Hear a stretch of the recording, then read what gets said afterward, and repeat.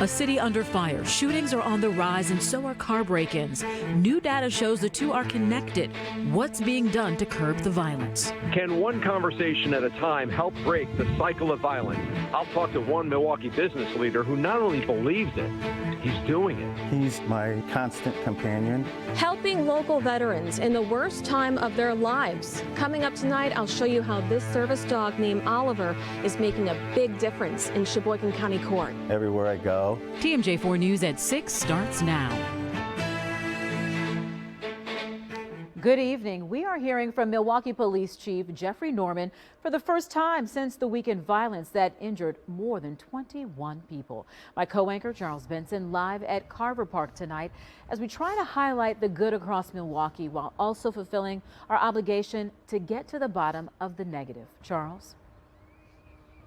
Good evening, Shannon. On a chilly night for Little League Baseball as the city still faces challenges in addressing shootings as a whole. This after 21 people were shot in 3 separate shootings Friday night into Saturday. Stephanie Haynes was at the briefings as Milwaukee's police chief Jeffrey Norman addressed the weekend violence. All right, Stephanie, thanks. 3 people have been charged so far in connection with the 17 people shot at Water and Juneau. They are Otis Green, Marlique Cornell Brown Jewell, and Jeremiah Fralin. Now, what happened last weekend and what's happening all year, there are lots of conversations being had on what needs to change to break the city's cycle of violence. Conversations that one Milwaukee businessman has many times. Every day, there are real conversations going on at G's Clippers. It takes individuals that truly want change.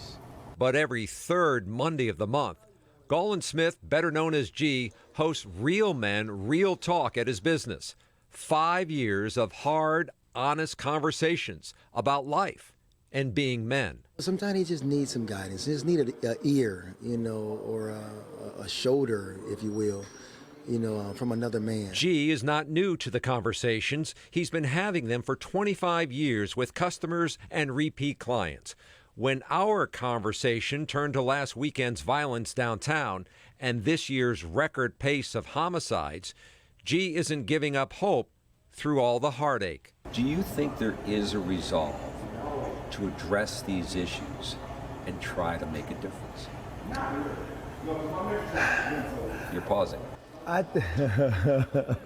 But this is where G sees hope.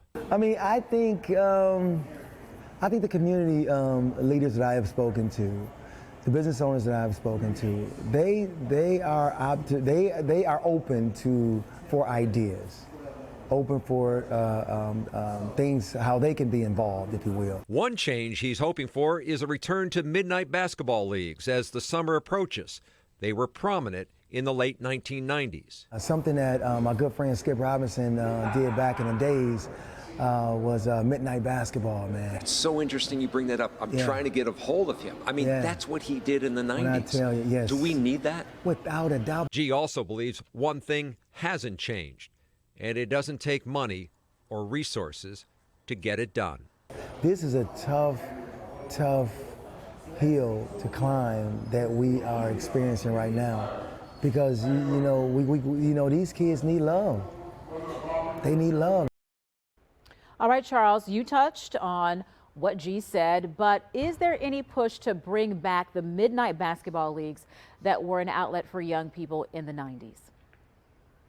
Yeah, we were on the same page about this. I did talk with Skip Robinson later today, and he is with the Boys and Girls Clubs of Greater Milwaukee. He says he's in the early conversation stage with people to see if they can bring back the midnight basketball league. He believes the leagues did help cut crime in the 90s. By the way, if you want to join G's Real Men, Real Talk conversations, they're open to anybody who wants to come. They're every third Monday of the month at 5 p.m. at his business on Dr. Martin Luther King Jr. Drive. All right, Charles, thank you. Well, a city under fire. Shootings are up in Milwaukee, and so are the numbers of cars being broken into. Well, city leaders and police say that there is no coincidence here. Most stolen guns in Milwaukee are being taken from cars. This mirrors an alarming trend nationwide. Katie Crowther breaks down this issue.